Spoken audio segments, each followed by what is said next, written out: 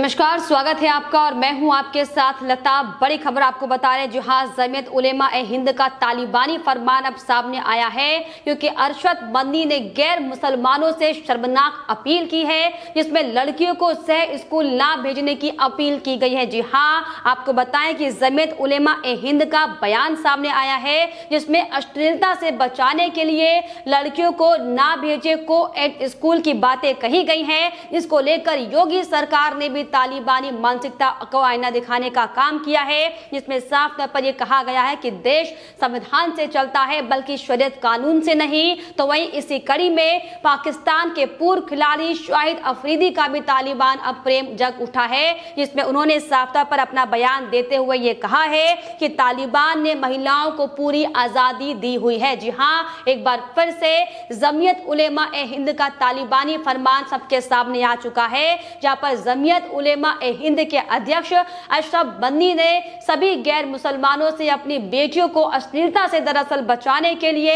सह शिक्षा स्कूलों में नहीं भेजने की अपील की है। जी हाँ, उन्होंने लड़कियों को उनके लिए बने अलग स्कूलों में ही भेजने पर जोर देने की बात कही है। तो जिस तरीके से लगातार हमारा पूरा देश पिछले कई सालों से एक विकासशील देश से हटकर विकसित देश बनने की कोशिश में जुटा हुआ है, हर संभव कोशिश की जा रही है कि किस तरीके से अपने देश में शिक्षा के स्तर को बढ़ाया जाए, किस तरीके से स्वास्थ्य सेवाओं को आगे बढ़ाया जाए और किस तरीके से अपने देश को आर्थिक स्तर पे भी मजबूत करने का काम किया जाए। लेकिन ऐसे में हमारे देश में कुछ ऐसे तालिबानी सोच के लोग बैठे हुए हैं, जो अपनी इस मानसिकता से, जो इस तरीके से लगातार विभिन्नता में एकता का जो हमारा देश है, इसमें लड़कियां और लड़कों को लेकर फर्क करने वाले लोग लगातार देश को पिछले 70 साल पीछे खींचने की कोशिश कर रहे हैं, जिनमें से एक है साफ तौर पर अरशद मदनी, जो कि जमीयत उलेमा ए हिंद के खास मेंबर माने जाते हैं। और इसके पहले भी आपको बताएं कि ये कोई पहली बार उनका तालिबानी प्रेम सामने नहीं आया है। इसके पहले भी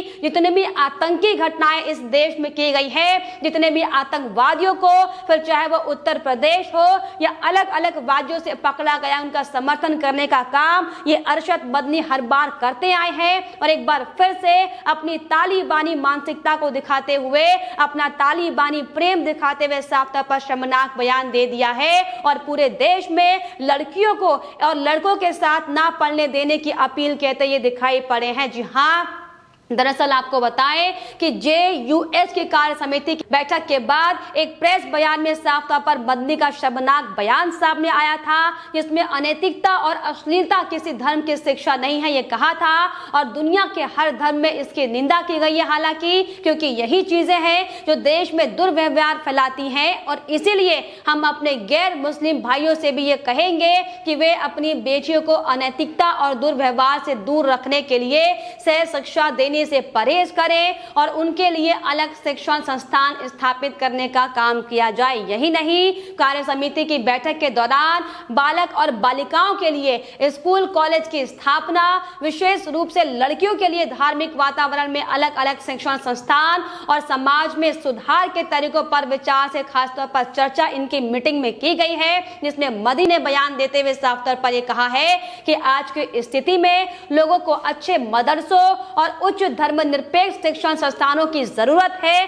जिसमें बच्चों को शिक्षा के समान अवसर प्रदान किए जा सके। मदनी ने यह भी कहा कि मुसलमानों को अपने बच्चों को किसी भी कीमत पर उच्च शिक्षा से लैस करना चाहिए, लेकिन उन्होंने यह भी कहा है कि हमें ऐसे स्कूलों और कॉलेजों की सख्त जरूरत है जहां पर हमारे बच्चे और खासकर लड़कियां बिना किसी बाधा या फिर भेदभाव के उच्च शिक्षा प्राप्त कर सके। लेकिन इसके साथ उन्होंने यह भी कहा है कि लड़कियों के लिए अलग से स्कूल बनाया जाए और जो अब तक को-एड स्कूलों में बच्चे एक साथ पढ़ रहे हैं, ये गलत है और अश्लीलता से बचाने के लिए हमें ऐसा करना चाहिए। देखिए किस तरीके की मानसिकता एक बार फिर से जमीयत उलेमा ए हिंद की सामने आई है, जहां एक और हमें अपने बच्चों को, आने वाली पीढ़ी को ये समझाना चाहिए कि हम सब एक हैं। समानता का अधिकार जो लगातार लोकतंत्र में बना हुआ है, उसे आगे बढ़ाने का काम करना चाहिए। तो किस तरीके से लोकतंत्र के नियमों की हत्या करते हुए लगातार हर बार इस तरीके के ये मुस्लिम संस्थान सामने आते हैं। माफ कीजिएगा,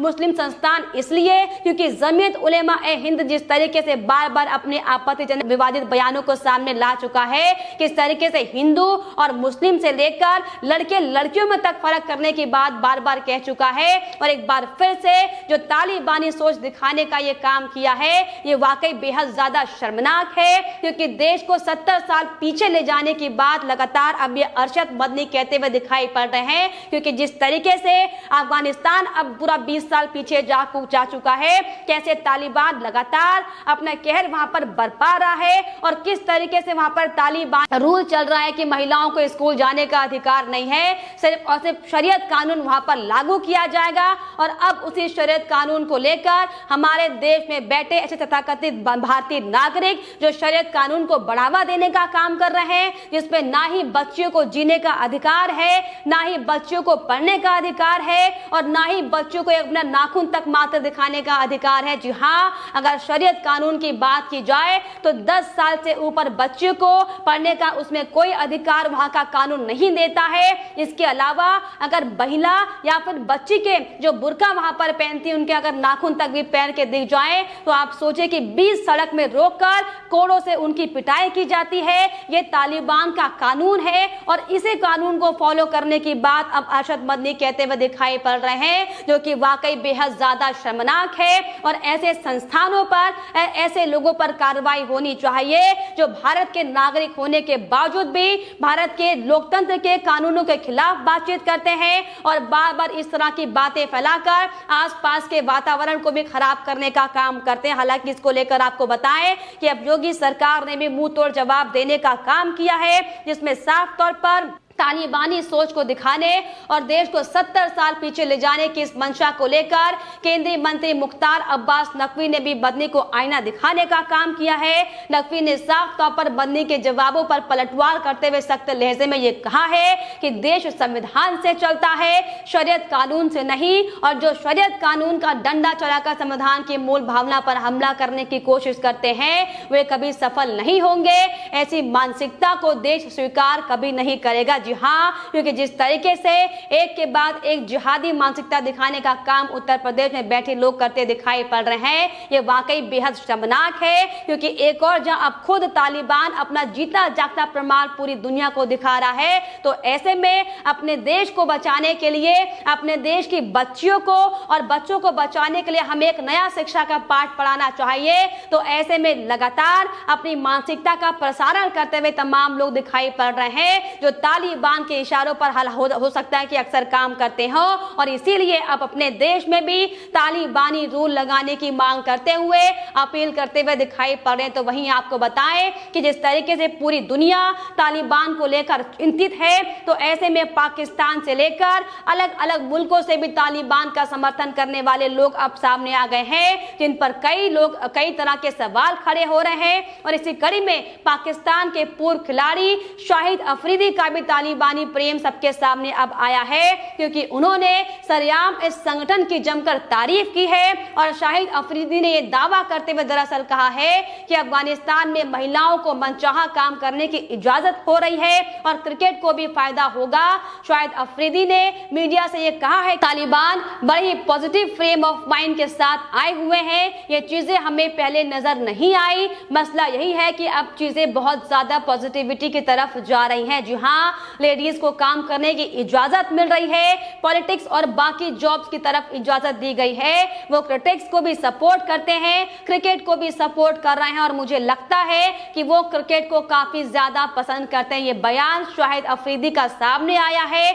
और अब शाहिद अफरीदी के इस बयान को लेकर लगातार लोग इसकी निंदा कर रहे हैं। जो फैन फॉलोइंग उनकी लंबी अब तक थी, वो लगातार तमाम इस बयानों को लेकर सवाल खड़े करते दिखाई पड़ रहे हैं, और तमाम यूजर अपनी अपनी प्रतिक्रियाओं को लिखते हुए साफ तौर पर ये कहते दिखाई पड़ रहे हैं कि तालिबानी बेहद सकारात्मक सोच के साथ आए हैं और वे महिलाओं को काम करने दे रहे हैं। और मेरा मानना यह है कि तालिबान को क्रिकेट बहुत ज्यादा पसंद है। शाहिद अफरीदी, उन्हें भी तालिबान का अगला पीएम होना चाहिए। जी हाँ, क्योंकि जिस तरीके से पूरा देश तालिबान की निंदा कर रहा है, तो वैसे में चाहे फिर हमारा देश हिंदुस्तान हो, फिर चाहे पाकिस्तान हो, जो लगातार तालिबान का समर्थन करता दिखाई पड़ रहा है, वाकई बेहद ज्यादा शर्मनाक है। लेकिन इसी थी। जिस तरीके से अब जमीयत उलेमा ए हिंद का जो तालिबानी फरमान जारी करने का जो अपील करने की जो बयान सामने आई है, वाकई बेहद ज्यादा शर्मनाक है। क्योंकि जिस तरीके से एक और मोदी सरकार से लेकर तमाम, हालांकि ये कह सकते हैं कि पिछली सरकारें भी जो भी कुछ हो, लेकिन अपने देश को आगे बढ़ाने के लिए पुरजोर कोशिश करने का काम कर रही थी, लेकिन ऐसे में किस तरीके की सोच को ये अपना दिखाने का काम करे, सवाल सबके सामने है। क्योंकि ये कोई पहला मसला नहीं है,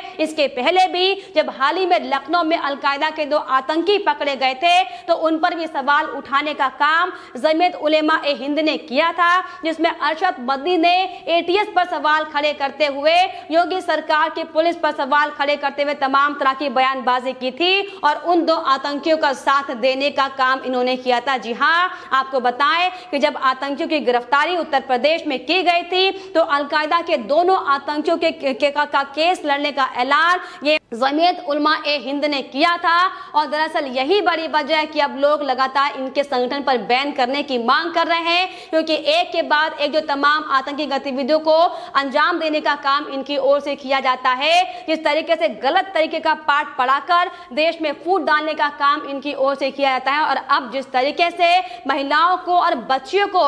एक स्कूल में ना पढ़ाने की बात करने की जो अपील की, वाकई बेहद ज्यादा शर्मनाक है। लेकिन ऐसे में इन तमाम मुद्दों को लेकर आप अपनी क्या राय रखते हैं, हमें कमेंट बॉक्स में जरूर लिखिएगा। साथ ही साथ हमारे चैनल को सब्सक्राइब करना भी ना भूलें।